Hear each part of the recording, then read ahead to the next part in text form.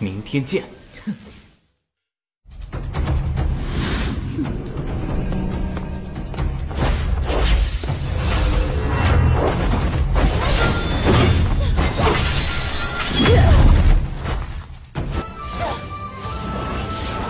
早知道你有这一手。Assalamualaikum sekuat capruk dimanapun kalian berada. Kembali lagi bersama gua Dwi di Ngacapruk Film. Ya, by the way, semoga kalian selalu sehat, lancar rezekinya, dan jangan lupa sedekahnya. Dan seperti biasa tanpa ngoceh ngidul ngaler ngidul, kita masuk ke Indomie seleraku, Indomie dari dan bagi Indonesia. Persembahan. Cerita dilanjut dengan Kincen dan ibunya pergi diusir dari keluarganya. Singkat waktu mereka sudah mempunyai tempat tinggal di sana, walaupun tidak terlalu besar, namun bersyukur lebih baik. Di sana Yuichi berpikir akan mencari pekerjaan karena mengandalkan koin pemberiannya itu lama-lama akan habis. Kalau aku ke kamu mah gak bakalan habis-habis kok, tenang aja. Lalu Kincen pamit akan membeli obat kultivasi. Ia lebih memilih untuk menanam dan mengolah obat kultivasinya sendiri. Selain lebih hemat, juga bisa dipakai jangka panjang nih. Pinter nih. Dalam hal meracik obat-obatan, di sini Kincen jagonya. Malahan ibunya tidak mengetahui kapan ia belajar farmasi nih sob. Ia menjelaskan obat yang ia racik itu khasiatnya merangsang kekuatan bloodline. Kalau gak salah, nama obatnya itu Singmai. Dan ia bertekad akan meminumnya setiap hari agar kekuatan bloodline-nya bangkit dan kembali jag-jag waringkas seperti dirinya di 300 tahun yang lalu. Di sekolah pembangkitan bloodline, ia ditawari untuk membangkitkan bloodline dengan digurui oleh Grandmaster Senpan dari Srin. Namun di sini, ia kekeh meminta diaturkan sebuah ruangan untuk dirinya. Si mbak resepsionisnya berpikir Kincen akan membangkitkan bloodline-nya sendiri. Ia berulang kali meyakinkannya bahwa itu berbahaya. Padahal kan si Kincen mah kuat. Dan singkat waktu si mbaknya mempersilahkannya dengan syarat membayar 500 koin perak per jamnya. Jir, kayak di rental PS aja nih. Ketika ia ditunjukkan ruangannya, Kincen malah memilih sendiri ruangan di seberangnya, yang merupakan alat membangkitkan bloodline kekaisaran besar Qi. Lalu Kincen memulainya. Hei.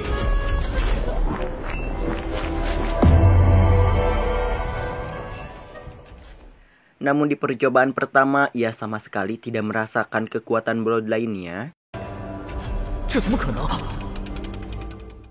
Di kesempatan kedua, ia berhasil dan membuat langit dordar gelap di seluruh kota. Bahkan Tuan Presiden sendiri kagum dengan kekuatan besar itu. Kincen yang baru menyadari bahwa kekuatan bloodline-nya sudah aktif, ia kaget karena bloodline yang bangkit pada dirinya sedikit berbeda. Ia berkata, seperti lemah tapi kuat. Anjir, bingung gua juga.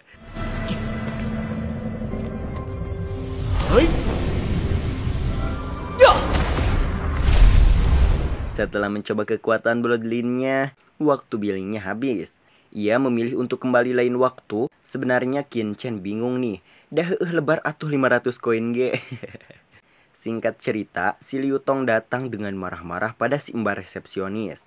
Sebab memperbolehkan menggunakan ruangan pembangkitan kekuatan bloodline yang hanya presidenlah yang boleh menggunakannya. Di sana Liu Tong memerintahkan pengawalnya untuk menangkap mereka berdua. Tak lama kemudian manajer Liu Tong membawa Deacon Li bersamanya. Tuan Presiden yang mengetahui alat barunya dipakai oleh bocah atau si Kincen, bukannya marah pada si Kincen. Ia malah bersikap baik dan bertanya siapa gurunya, di mana rumahnya, siapa namanya. Anjir.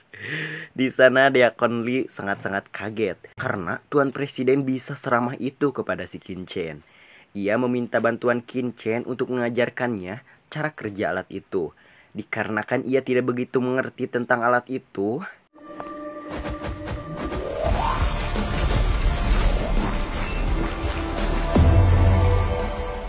di luar sebelum ia pulang, Kincen diberikan token listrik gratis. Bukan. Maksudnya ia diberi token Bloodline Shrine oleh Tuan Presiden agar bisa menemuinya kapan saja. Tuan Presiden yang penasaran ingin mengetahui Qin Chen lebih dalam, ia berniat akan menyelidiki latar belakang Qin Chen nih sob. Wah, hebat nih si Qin Chen. Sampai-sampai si Presiden berkata bahwa Qin Chen bukanlah orang sembarangan. Di rumah ia mencoba lagi Bloodline barunya yang bisa bertumbuh sendiri dengan menghancurkan batu besar di depan rumahnya. Tak dapat dipercaya ia pun sudah bisa menggandakan kekuatannya 10 kali lipat nih sob. Singkat cerita, ujian akhir Tianxing pun akan segera diselenggarakan. Di sisi lain Lady Zhao tengah mempersiapkan ide-ide buruknya agar Qin Chen dikeluarkan dari akademi. Di sisi lain juga Wei Chen meminta bantuan Sili untuk memberi pelajaran si Qin Chen, dan sontak Sili menyetujuinya dan berjanji akan mengalahkannya. Pede banget nih orang jir. Terlihat juga Ling Shan sedang berlatih untuk ujian akhir. Tepatnya, semua orang juga lagi berlatih pastinya kalau ngedengar mau ujian mah. Hari ujian akhir pun tiba. Qin Chen berangkat dengan semangat menggebu-gebu. Sesampainya di sana, ia bertemu sahabatnya Lin Tian yang makin bertambah kuat. Terlihat juga Wei Chen dan Li Qinpeng datang bersama. Sebelum ujian dimulai, kita diperlihatkan Grandmaster Liang sangat ingin melihat kekuatan Qin Chen yang hebat. Di mana saat semua orang mencela Qin Chen sebagai anak haram jadah, di sini cuma para Grandmaster sama orang-orang kuat aja nih yang menghormati Qin Chen. Dan datanglah Lady Zhao. Ia mengatakan pada Grandmaster Liang bahwa Qin Chen sudah diusir karena dituding sudah menyinggung Grandmaster. Sontak Grandmaster kaget karena ia tidak pernah mempunyai masalah dengannya. Malah dibantuin toh, dasar gendeng. Di saat akan dimulai, Yuchi ibunya Qin Chen datang untuk menyaksikan ujian akhir anaknya itu, dan tidak lepas dari roastingan si Lady Zhao. Kepala sekolah pun tiba. Dan juga Lord Lingwu yang merupakan dewa perang, ia menyempatkan datang. Membuat semua orang bertanya-tanya, ada apa? Ia jelas pengen lihat si Qin Chen lah. Widih. Kemudian segera murid-murid dikumpulkan. Ujian akhir kali ini dimulai dengan Qin Chen yang naik duluan. Ia habis-habisan dihina karena dikira belum membangkitkan Bloodline-nya. Akibat guru pembawa acaranya sudah disuap, ia berusaha mengeluarkan Qin Chen dengan tuduhan ia berbohong. Namun kepala sekolah meminta bukti terlebih dulu kepada Qin Chen, dan Qin Chen menyanggupinya. Dan mulai membuktikannya dengan membangkitkan Bloodline dengan yang lainnya.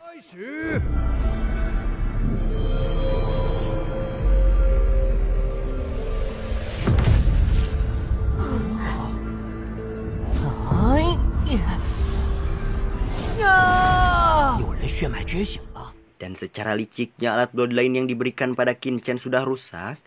Namun ajaibnya, alat itu kembali berfungsi. Sontak semua orang kaget ia bisa membangkitkan Bloodline-nya sendiri, membuat Lord Lingwu memuji Akademi Tianxing ini.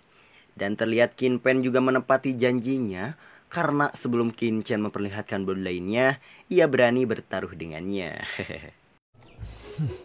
Wah.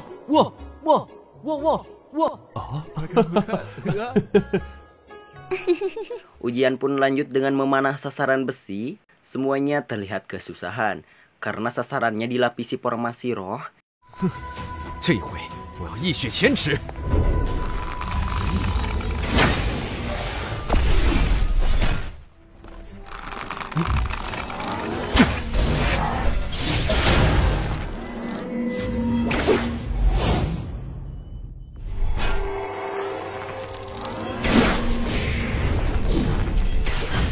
Namun uniknya, Qin Chen hanya menusukkan ujung anak panahnya aja. Mantap nih. Ujian memanah telah usai, giliran ujian putaran kedua, yaitu ujian militer nih sob. Singkat cerita, mereka dibagi-bagi kelompok dan mulai saling menyerang.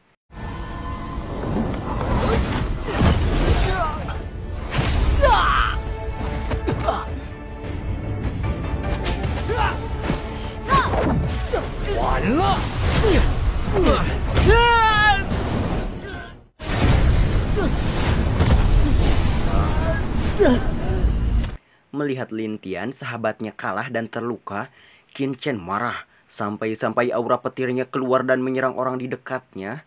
membuat orang-orang kuat di sana tidak akan menyepelekannya. Selanjutnya pertarungan 1 versus 1 dimulai dengan sengit dan hebat, tapi gak hebat juga sih.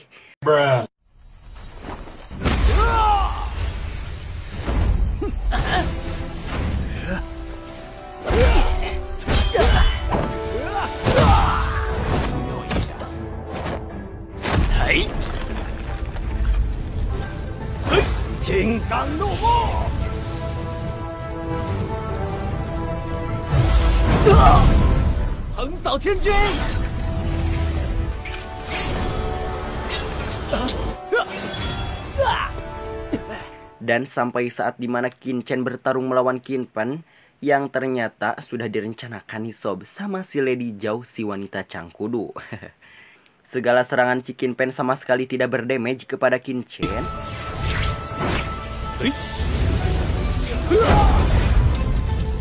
你的修为提升了不少，可惜还是太弱。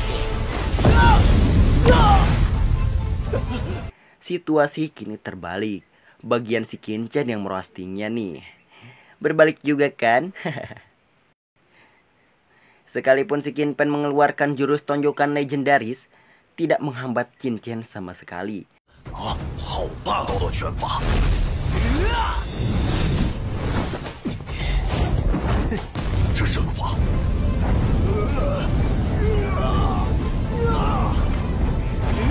Lalu Qin Pen disetrum bagaikan lauk bogok disusukkan. Anjay.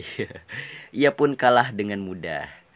Tak terima kalah, si Qin Pen menyerang Qin Chen dari belakang. Namun situasi berbalik lagi dan Qin Pen lah yang dipukul. Sekaligus kolam ki alias kultivasinya hancur. Kemudian Qin Yong disuruh Lady Zhao untuk membunuh Qin Chen. Dan di saat bersamaan datanglah Master Li yang membantu Qin Chen. Halah, capek gua nyebutinnya. Lagi-lagi si Lady Zhao mencoba memitah lagi si Qin Chen, namun Grandmaster Liang membantahnya. Karena itu murni kesalahan Qin Pen yang gegabah dan licik. Kepala sekolah pun sudah muak kepada Lady Zhao dan komplotannya. Ia menyuruh mereka pergi. Masalah pun reda, ujian pun dimulai kembali dengan pertarungan Ling Shan yang hebat. 灵山郡主，请赐教。开始吧。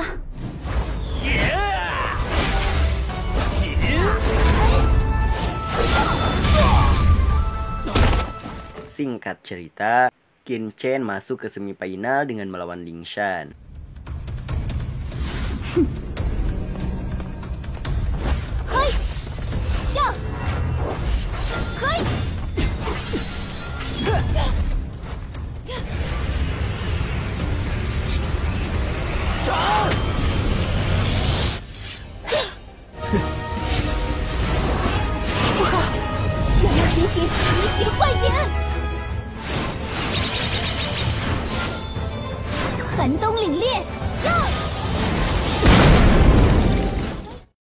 Di sini ia mengalahkan Ling Shan, si ahli pedang yang hebat, hanya dengan 7 kali serangan secara cepat. 你输了。 Sontak orang-orang yang tadi menghujatnya kaget. Ya udahlah, capek, bersembung dulu ya. Oke, squad capruk dimanapun kalian berada, jangan lupa ngopi, jangan lupa bahagia. Dan yang pastinya jangan lupa di like, di komen, di share, di subscribe juga. Dan mohon maaf masih banyak kekurangannya. Semoga terhibur. Enjoy. See you next video. Bye-bye.